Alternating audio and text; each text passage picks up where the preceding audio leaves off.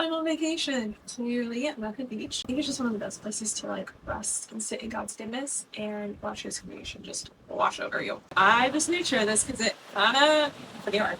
Matthew chapter 24 is Jesus telling like all the different signs of the end time. So verse 24 says, "For false messiahs and false prophets will appear and perform great signs and wonders to deceive, if possible, even the elect." What do you mean deceive even the elect? What? Okay. I'm sitting there and I had to stop. I'm like, what? So I wrote down, I said, "Do not let me be led astray. Keep my eyes on you!" Exclamation point. You alone, Jesus. And then I was like, people with power to do signs and wonders that distract and derail God's people.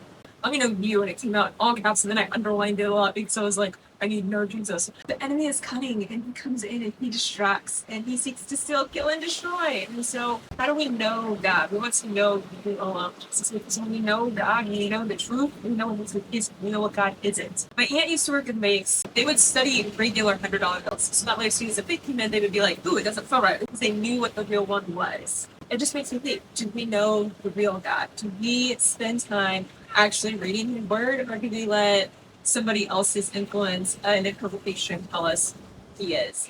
Do we spend time talking to Him for ourselves, or do we spend time listening to what other people are hearing Him say to Him? Do I have a relationship with God, or do I have a relationship with God because all these other people are sharing a relationship? I want to know God. I want you to know God and you personally. How do we do that?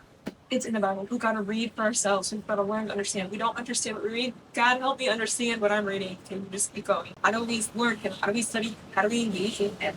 And engaging with Him could be just praying. It could be talking. It could be going on a walk. It could be sitting at the beach and just listening to the waves, realizing that God's holiness exists in all creation.